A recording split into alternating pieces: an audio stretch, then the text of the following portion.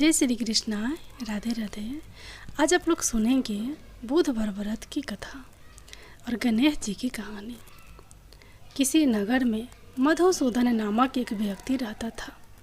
वह बहुत धनवान था। मधुसूदन का विवाह बलरामपुर नगर की सुंदर लड़की संगीता से हुआ था। एक बार मधुसूदन अपनी पत्नी को लेने बुधवार के दिन बलरामपुर गया। मधुसूदन ने पत्नी के माता पिता से संगीता को विदा कराने के लिए कहा। माता पिता बोले, बेटा आज बुधवार है, बुधवार को किसी भी शुभ कार्य के लिए यात्रा नहीं करते। लेकिन मधुसूदन नहीं माना। उसने ऐसी शुभ अशुभ की बातों को ना मानने की बात कही। दोनों ने बैलगाड़ी से यात्रा प्रारंभ की। 2 कोस की यात्रा के बाद उसकी गाड़ी का एक पहिया टूट गया। वहाँ से दोनों ने पैदल ही यात्रा शुरू की। रास्ते में संगीता को प्यास लगी।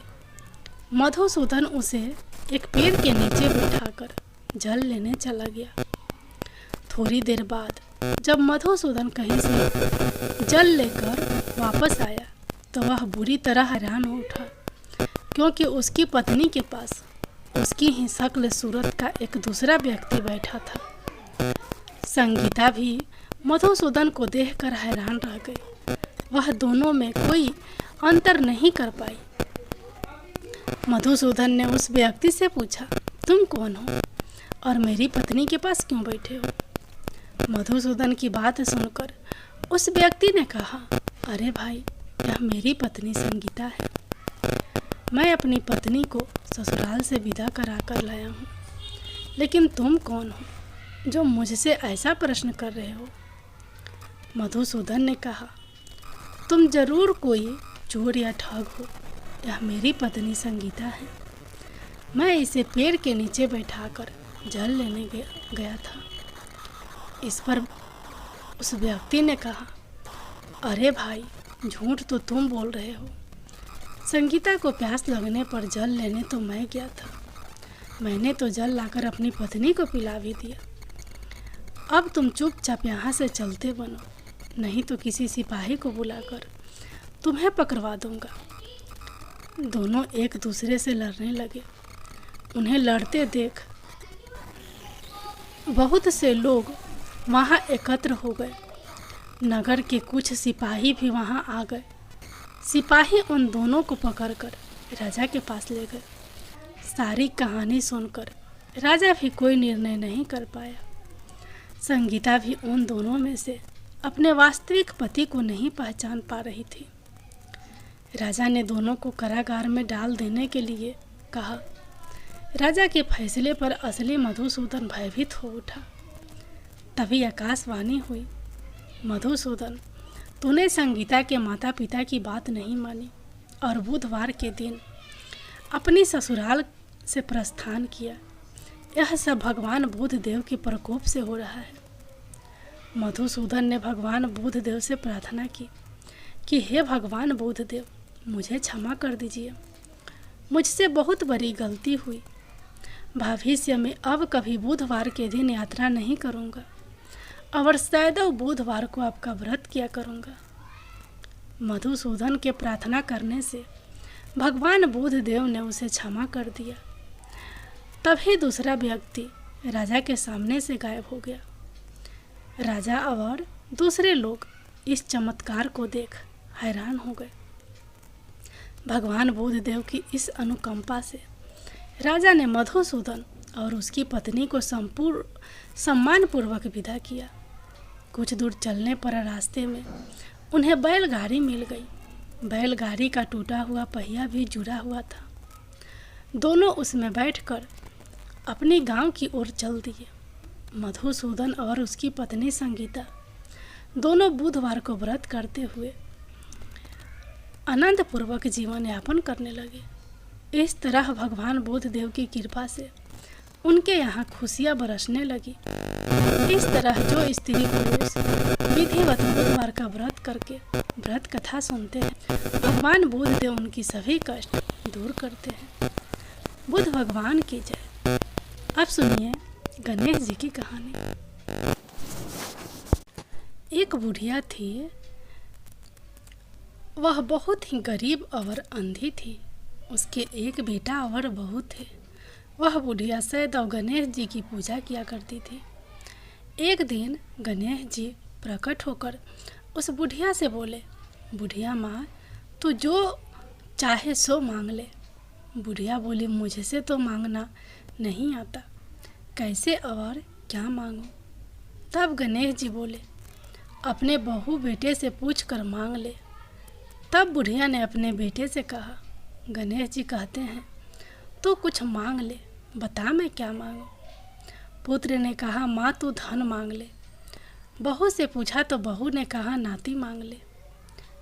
तब बुढ़िया ने सोचा कि ये तो अपने अपने मतलब की बात कर रहे हैं।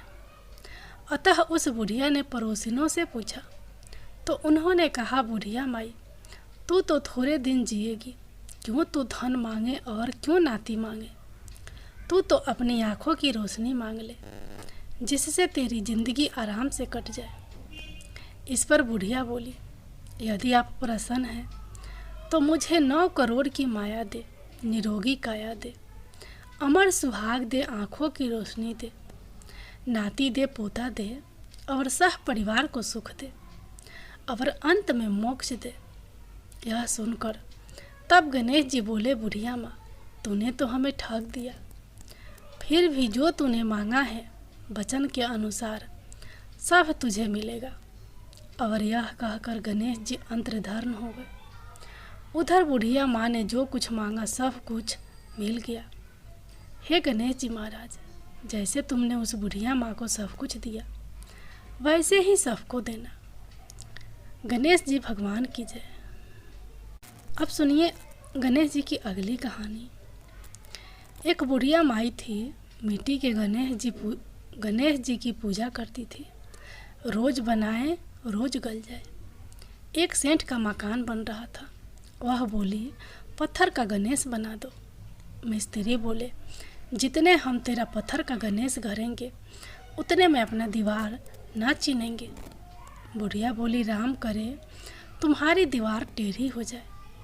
अब उनकी दीवार टेढ़ी हो गई। वो चीने और ढा देवे।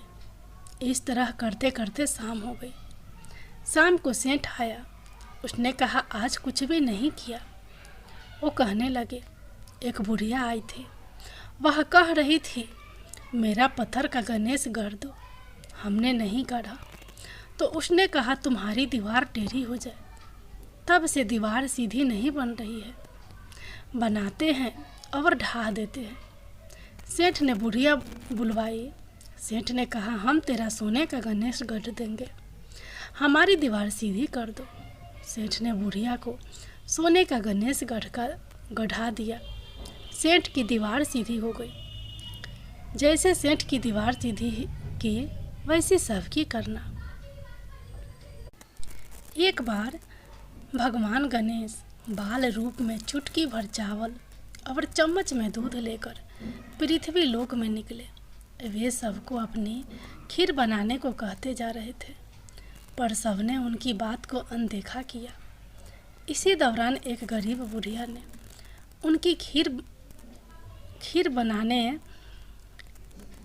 बनाना स्वीकार कर एक भगोना चूल्हे पर चढ़ा दिया।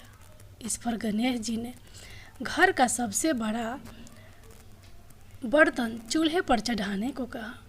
बुढ़िया ने बाल लीला समझते हुए घर का बड़ा भगोना उस चूल्हे पर चढ़ा दिया।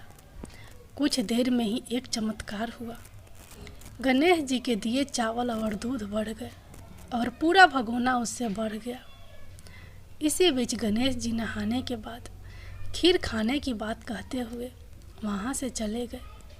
पीछे से बुढ़िया के पोती आए तो भूख लगने पर बुढ़िया ने उन्हें वह खीर खिला दी। खीर बनते देख रही पड़ोसन को भी बुढ़िया ने कटोरा भरकर खीर दे दी। बेटे की बहू ने भी चुपके से एक कटोरी खीर खाने के साथ एक कटोरा खीर छिपा दी। इसके बाद भूख लगी तो बुढ़िया ने भी खाने के लिए खीर हाथ में ले ली और बोली, आजा रे गणेशा, खीर खा ले।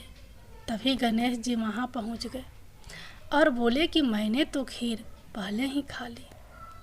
जब बुढ़िया ने पूछा कि कब खाई, तो वे बोले कि जब तेरे पोते पोती पड़ोसन व बहू ने खाई तभी मेरा पेट भर गया।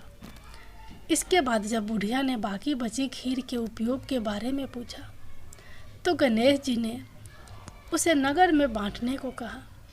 जब बुढ़िया ने खीर बांटी तो राजा को भी इसका पता लग गया। इस पर उसने बुढ़िया को अपने दरबार में बुला लिया। सारा मजरा जाकर उनसे बुढ़िया का खीर का भगोना अपने पास मंगा लिया। पर राजा के महल में जैसे ही वह पहुंचा तो उसमें कीड़े मकोड़े, जहरीले जानवर गिर गए। यह देख राजा ने वह बर्तन वापस बुढ़िया को दे दिया, जो उसके घर ले जाते ही वापस पहले जैसा हो गया।